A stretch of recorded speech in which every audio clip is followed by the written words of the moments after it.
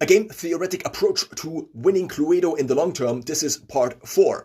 We were talking about the continuum between long-term winning the game and long-term improving Cluedo game skill. As these two things are two different things, there are probably vectors in three-dimensional space, or in this case in two-dimensional space, that point towards these goals. And since they are not identical, this means there is basically these vectors are not identical. Which means if I marginally choose to win more by keeping my strategy secret and by actually playing, I reduce the likelihood of me maximizing my skill in the long term. One could ask, who am I preparing for? And at this point already, it's probably AI. AI is probably already better at playing Cluedo than all the humans on the planet. I also figured during playing already that if I just entered all of the things I track, basically the 0, the 1, and not the 0, the 1, the 2, and the 3 category cues, and I would just enter them into ChatGPT. ChatGPT probably could figure out faster than me who the murderer actually is, and in which room, and with which tool he killed.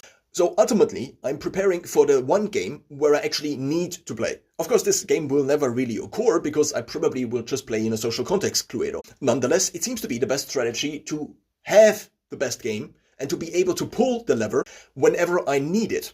A few additional notes. One can probably improve the likelihood of the dice rolling a certain number by holding it in a certain way in the hand. At least that is what I figured out as a teenager, but then I couldn't replicate it again and again, so maybe this doesn't work actually that well, but to a certain extent probably one can do this. It does also influence the likelihood of winning Cluedo. One could also do something else, which is to simply have luck, but then again one could influence luck, let's say by rolling the dice in a certain way, and thus getting from room to room in a faster way, which then deprives you of one informational advantage you could have had.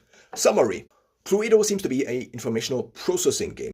By keeping track of category 1, 2, and 3 cues, one can, in comparison to the rest of the players, probably increase the accumulation of information that eventually leads to a conclusion, which then would be the final suspicion, which, if it is correct, allows me to win the game.